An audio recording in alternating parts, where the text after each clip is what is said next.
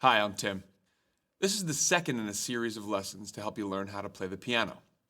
In the last lesson, we talked about the white and black keys on the piano keyboard and how to play a few simple chords.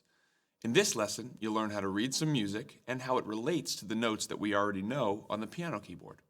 And then at the end of the lesson, we'll play a famous classical piece. When you're first learning a song on the piano, it's helpful to have the notes written down so you can remember which ones to play and when to play them. When music is written down, it's called notation, and the most common type for piano is called traditional notation. Traditional notation is shown on a staff.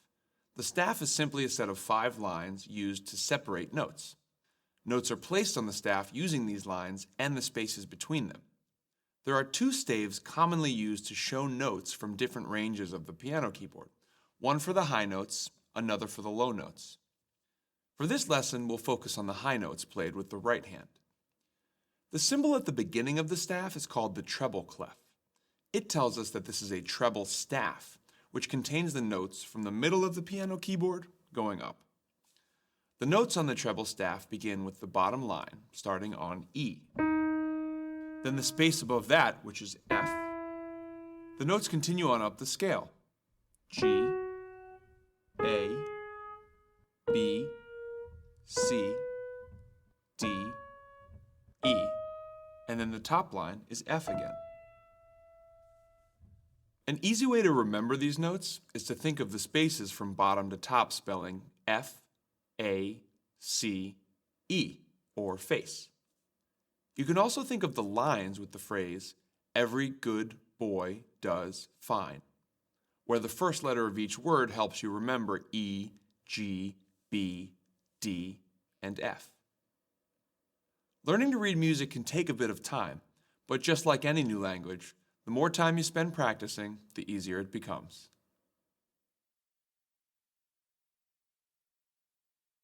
The lines and spaces on the staff describe the white notes on the piano keyboard.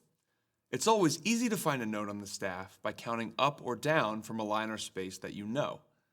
Now let's see how the notes on the staff line up with the notes on the keyboard. Place your thumb on G, which is the first white key within the series of 3 black keys. Then put your other 4 fingers on the next 4 white keys. These 5 notes look like this, starting with G and then alternating spaces and lines going up.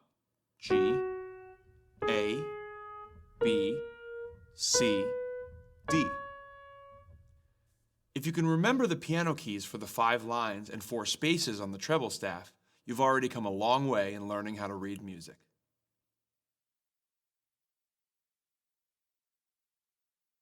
We learned how to play a few chords in the last lesson. Now let's look at how these chords are shown on the staff. Chords are written with the notes stacked on top of each other, so you'll know you're supposed to play them at the same time. Let's start by looking at a G chord on the staff. Remember, this chord is a set of 3 notes played together like this. The notes sit on lines above each other for the G, B, and D that we're playing. An F chord will look a little different than the G chord because the 3 notes that make up the chord, F, A, and C, are all spaces. As you get more familiar with notes on the staff, you'll start to recognize the way different chords look, making it easier for you to read and play music.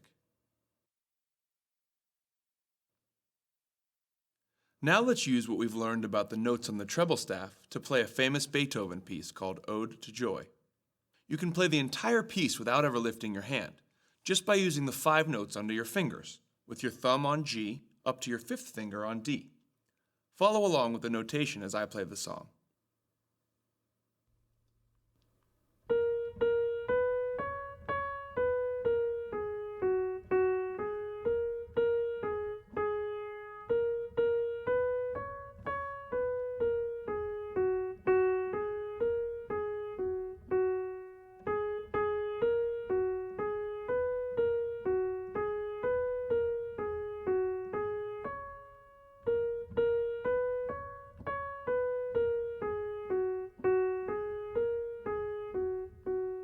This time, play along with me. Try to keep your hand in the same position with one finger on each note while you play. We'll take it slow. 1, 2, 3, 4.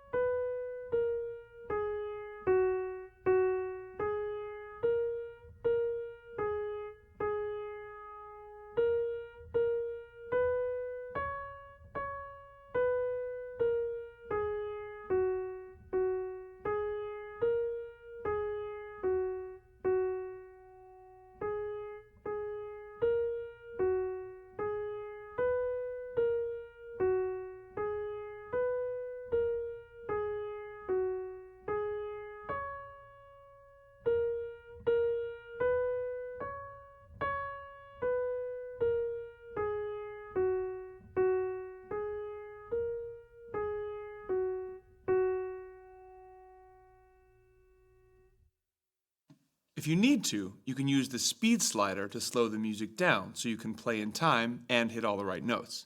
You can play it faster later on. Just make sure to turn the speed back to full when you move on with the lesson. If you want to focus on just one part of the music, you can use the cycle button to select the area you want to practice, and the section will play over and over. Once you're comfortable playing this song on your own, you can play along with a string quartet by going to the Play Song section of the lesson. Have fun, and when you feel comfortable reading the notes on the treble staff, you can move on to Lesson 3 to learn more.